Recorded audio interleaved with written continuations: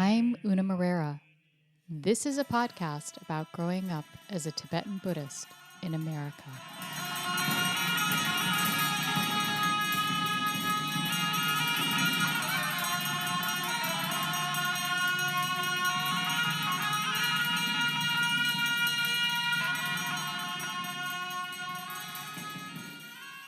It is now late 1975.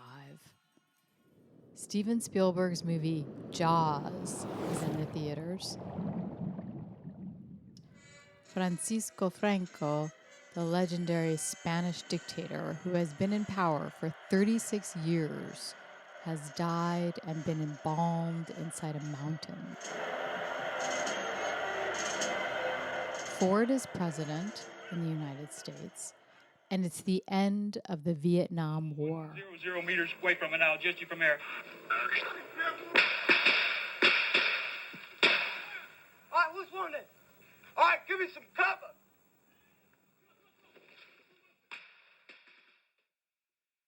A few months have passed, and I was learning how to start over in Boulder and how a life was to go with my mother and Trungpa Rinpoche in it. I don't remember remembering who my mother was again, or coming out of the disassociative state I was in, coming back down to earth. For a while, my mother was like the adults in those Charlie Brown movies. She wasn't in the frame, and I just heard a voice go,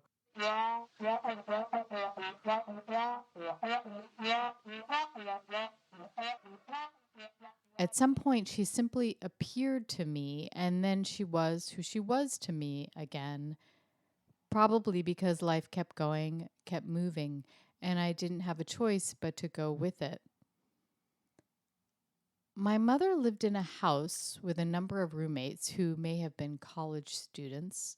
Her room was dark with pitched ceilings, so I think we were in the attic. My bed was on the floor, a short distance from hers. She enrolled me in kindergarten at my first school, University Hill Elementary, or Uni Hill. She couldn't take me there, but luckily it was a straight line out the front door to the school, maybe a 10-block walk, and it was easy to get there. I could do it, but I couldn't tell time. So my mother put an alarm clock on the kitchen table and told me to leave the house when it went off. It was one of those old Westinghouse or Sunbeam electric clocks, white with a sweeping red second hand and a worn-out power cord. Every time she moved it, she had to reset the time. While waiting for the alarm to go off, no one was home, so I wandered around the house, snooping, opening bedroom doors. The thick smell of other people hit me.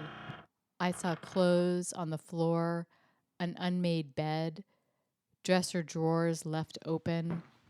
I snooped until I heard Maria's voice yell, "Basta!" at me from inside my head, still telling me what to do. Then I sat down at the kitchen table with the alarm clock to wait for my class to start, which had to have been sometime in the afternoon. So, just like in Caracas, I sat for hours waiting at the table. The kitchen wasn't clean and the house wasn't either, and the whole thing kind of bothered me. The floors weren't swept. It was dusty, messy, too. Stuff was everywhere. Sitting and waiting, I remembered our dinner from last night. My mother had put a plate of food down in front of me. I took a napkin, opened it, placed it in my lap, and looking at the meal, told her, "I need a knife to go with my fork." She said, "Since you got back from Venezuela, you have become quite the little lady." She spent hours talking on the phone. When she told people about me, I heard her say, she came back with table manners. I wasn't sure if I should be proud or embarrassed or bewildered. Proud because she sounded proud and I wanted to make her proud. embarrassed because I was being spoken about and it felt uncomfortable to be in the room and to be spoken about. Bewildered because it made no sense to say that what Maria had put me through could ever make sense or feel good. Yet here my mother was, feeling good about it. I kept my mouth shut. I didn't want to talk about Venezuela. In fact, I never wanted to talk about it again. At night, my mother read to me. We are in her bed, and she is holding one of my books cracked open in her lap. Tears are rolling down her cheeks. I am small enough to have half my body right up next to her head. My arm is wrapped around her neck, and I can see it snaking through her dark, straight hair, resting on her shoulder. I tell her as gently as I can, "Mom, it's okay. Please don't cry. Please, Mom, it's okay," which makes her cry harder. She says she's crying because things are hard. After that, it was natural that when my mother got loud, I got quiet. I had to take up less room. I understood it was my job to be less of a burden. She was crying because of me.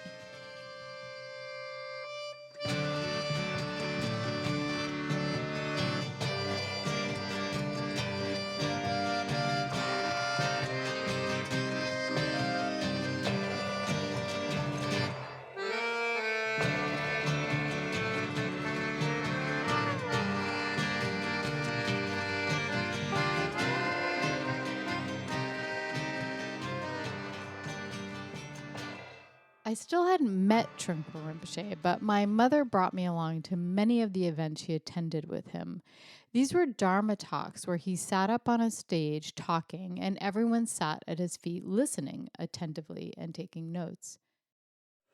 Transcending anything that exists on this earth, and the materialistically speaking, the spiritual search and spiritual achievement, and spiritual enlightenment, and spiritual power is regarded as one of the most highest thing, the greatest thing that mankind ever could achieve.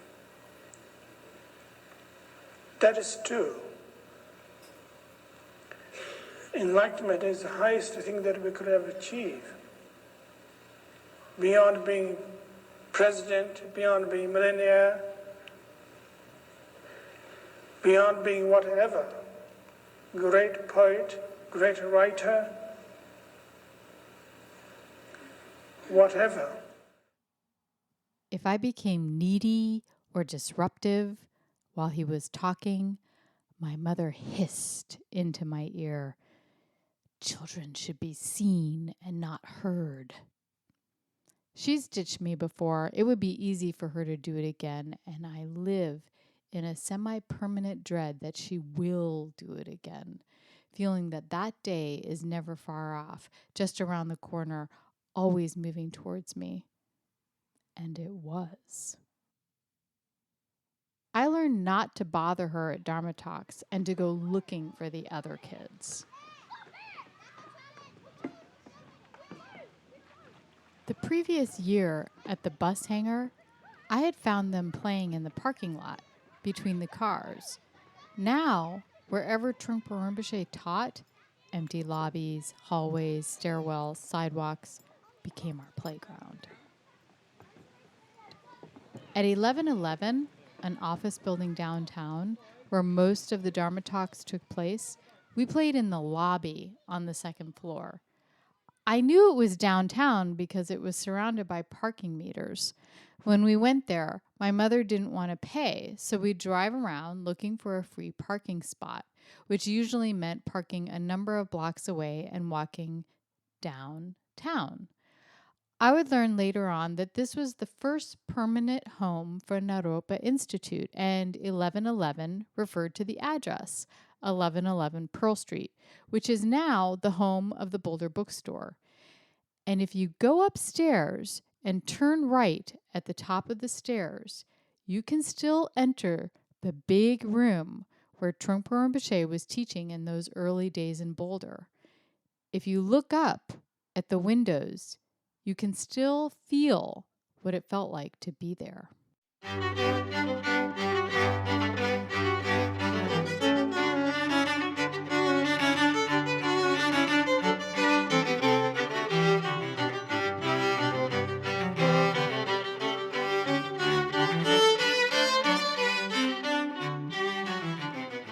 One day, after climbing the long, dark stairwell up to 1111, it was empty. Surprised there was no Dharma talk, I asked, "Where is everyone?" as we sat down on one of two run-down butcher block couches. My mother told me that today we were going to meet Rinpoche instead. I love the couches. We made forts on them and used them in our elaborate games of tag. Now there was no one to play with, and as we waited, I got antsy. "If you're good, I'll take you to the New York deli after, okay?" my mother said when she saw that I couldn't keep it together. I nodded, becoming excited, thinking about seeing the man in the black hat. It wasn't only the parties after Trungpa Rinpoche's Dharma talks where everyone got to know each other. It was also the New York Delicatessen, the deli next door to 1111. Whenever we went there, being busy, we often had to wait for a table. Standing near the front door, there was a framed poster of an American Indian wearing a big black hat with a feather sticking out of it, eating a sandwich, who kept us company. The man is smiling this wonderful happiness into the sandwich and the camera. He made me happy because he started to become familiar and told me I was in a familiar place with familiar people. I liked him. It would take me years to look at him in any other way. When I was finally able to read the words, "You don't have to be Jewish to love Levi's," which was a brand of real Jewish rye bread, it would make me happy again because I could read the words.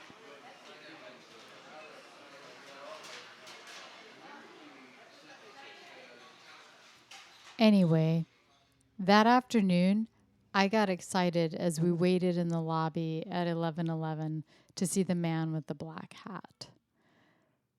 Someone finally appeared and said it was time to meet Trungpa Rinpoche, and he ushered us down a hallway, a place I had never been. As we crossed the threshold into his office, I noticed there were window-shaped patches of white daylight on the floor. The overhead lights weren't on, which meant besides the daylight, it was somewhat dull in the room. I don't remember why I remember these details. I looked up and saw that Trungpa Rinpoche was seated behind a desk. He felt very far away, although this was the closest I had ever been to him. My mother took a seat in a waiting empty chair on the opposite side of the desk. It was either close to Halloween or it was just past Halloween, and either way, I was dressed from head to toe as a fairy princess superhero, of course.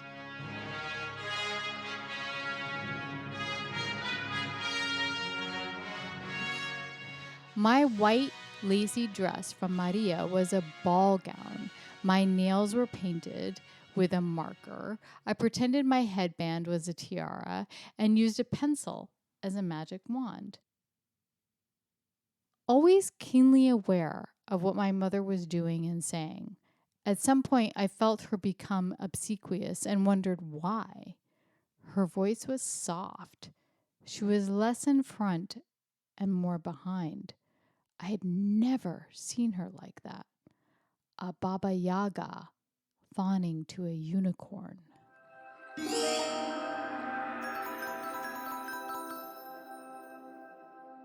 My mother wanted to show Trungpa Rinpoche some pictures she had taken. She couldn't lean over his desk to share them because she was too far away and the desk was too wide.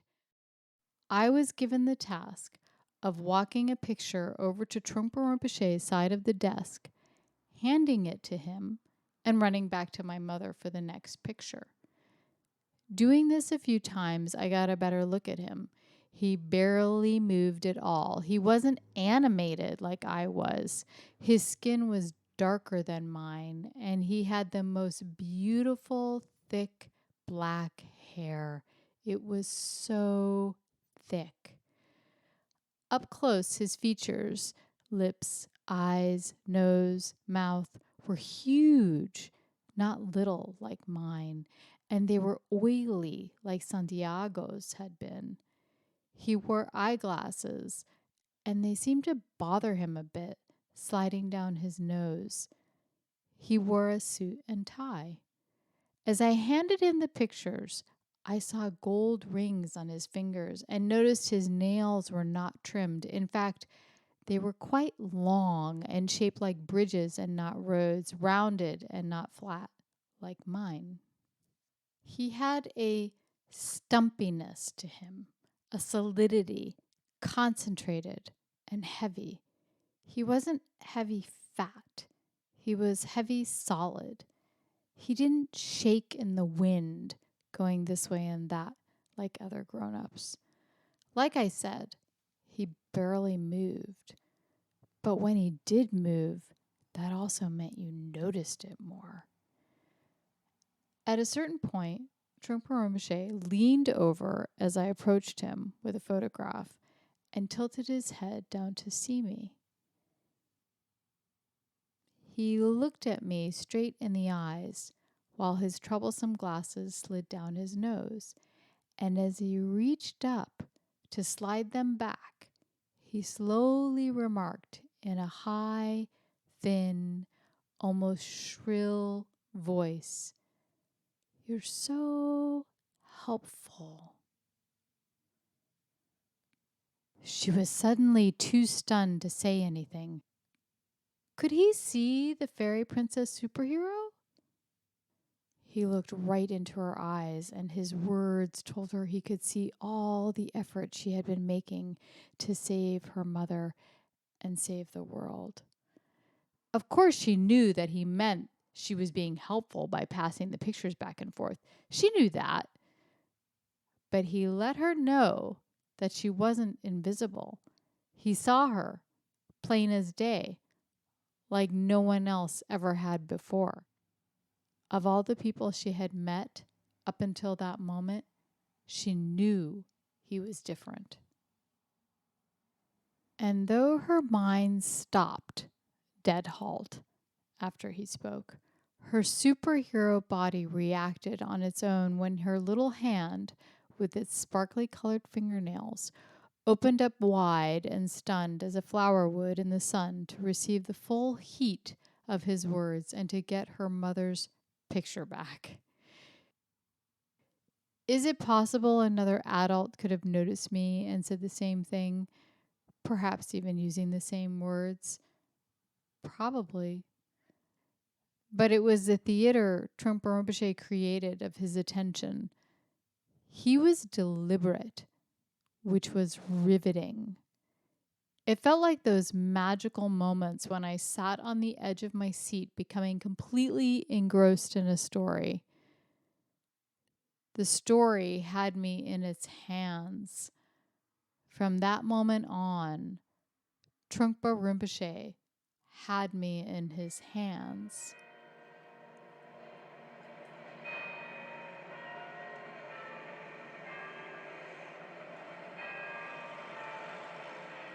And just like when my mother and Anne first heard Trungpa Rinpoche speak at St. Mark's Church in 1970, he rang a bell so deep inside me, I didn't even know it was there until he had played it.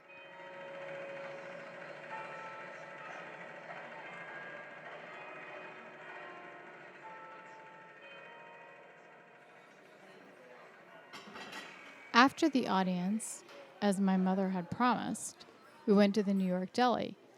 I nodded to my familiar friend in the black hat, smiling into his sandwich, while we waited for a booth. I remember feeling kind of spaced out. When the hostess took us to our table, we spotted some of my mother's friends at the booth. After saying hello, my mother told them in a daze, "I just had a personal audience with Rinpoche." "Oh yeah? How'd it go?" one of them asked. "He asked if I wanted to work on some projects at Naropa," she told them. Listening to her speak, I looked up at her face and saw that she was kind of out of it, too. Neither one of us were our normal selves. Something had popped us out of our thingy thing. I thought it must have been because of Rinpoche, which my mother later told me meant precious one in Tibetan. But what was Tibetan? She told me it was the language of a place, a country named Tibet. When I asked her if she had been there, she said it was hard for anyone to go because it had been invaded by the Chinese. None of this made any sense to me yet, but it added to Rinpoche's mysteriousness. Looking at my mother, I felt all this love for her, this feeling of never wanting to be separated from her, never wanting to be apart. I became happy for the first time in a long time. We ate complimentary dill pickles, and as we waited for our food, the waitress gave me crayons to scribble on a paper placemat until our favorite dishes, kasha varnishkas with sour cream and 2 bowls of matzo ball soup, arrived. And so begins my life with Trungpa Rinpoche.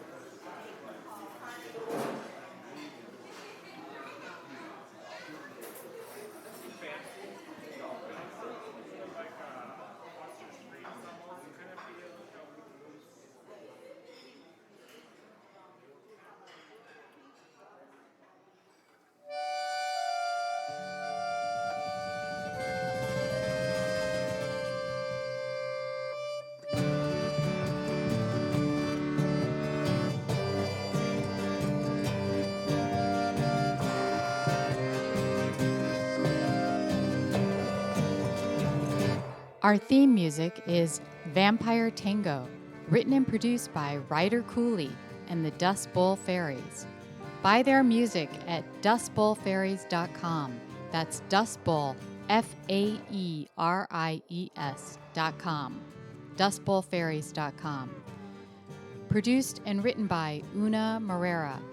Special thanks to Mike Schoonmaker. Special thanks to Dean Haspiel and Eric Levin. Sound effects from soundstripe.com and freesound.org. I dedicate this to Danielle Dalseth. Please share where podcasts are shared.